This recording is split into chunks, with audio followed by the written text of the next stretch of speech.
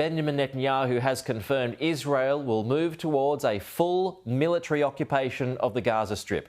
Joining us live now is the former head of research at the IDF Intelligence Corps, Yossi Kuperwasser.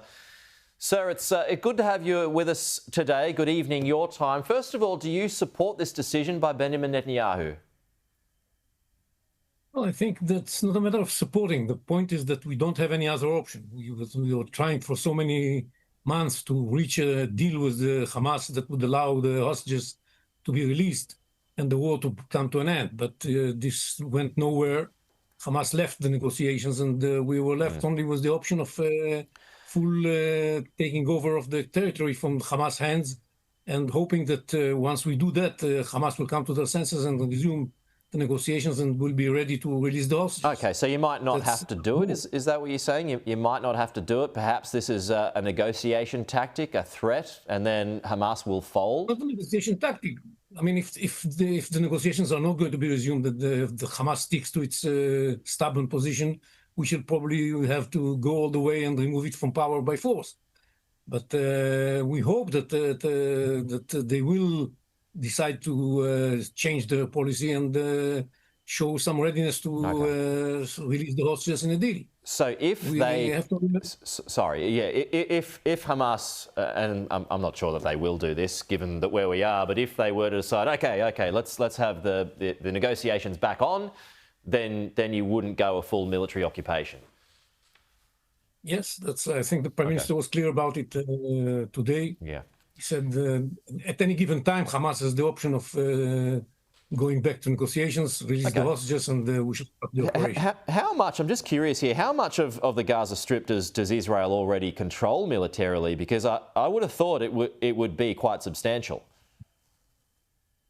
Well, it's substantial when you look at it as percentage of the territory of the Gaza Strip. We control something like 70 to 75% of the territory. But we don't control any of the people that live in Gaza. They're all in the 25% that we don't control, and it's under Hamas control.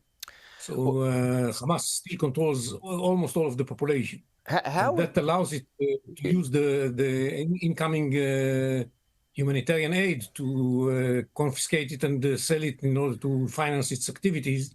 And one of the best things that can happen to the population of Gaza is that if we manage to finish and take over all the territory under our control, so that the population will be able to really get the aid that is trying to reach it. The problem is the tunnels. I mean, as you know, it's booby-trapped, it's everything. It's where the hostages are at the moment. You don't know how many fighters are in them. If you were to move towards full military control of the Gaza Strip, how many more months would that potentially add to the war? We're talking about something between 2 to 5 months. That's very difficult to know in advance exactly, but it's something between 2 to 5 months that it will take us to take over the territory, the entire territory, and start cleaning it from the remaining tunnels. It's going to take time. And there's no way to know for sure. And the UN has warned of catastrophic consequences. I mean, would there be a serious uptick in the loss of civilian life? Would hundreds of thousands of more Gazans be displaced? Just on the contrary, yes, some of them will be displaced and move away from harm's way, so that we should be able to take military operations. But once we finish the military operations, they will be able to come back and enjoy much better life. Okay. Because, as I said, the problem today is the distribution of the humanitarian aid that Hamas prevents. And once Hamas is out of power, then the aid is going to reach them. I'm sorry to interrupt. I'm just trying to squeeze as many questions in the short time frame that we've got. I mean, the final question I have, and I'm not sure that the Prime Minister elaborated on this point, but he mentioned that once control was reached, or once he was satisfied with things, then an Arab army would take control. Who would that be? What Arab army? No, I don't think he spoke about an Arab army. He said the Arabs will be able to take control, and not necessarily with an army.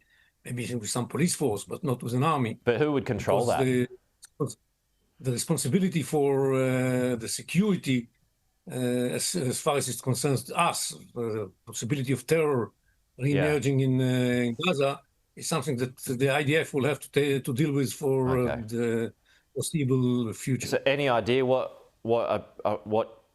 country would control that army, though, if it is an Arab army?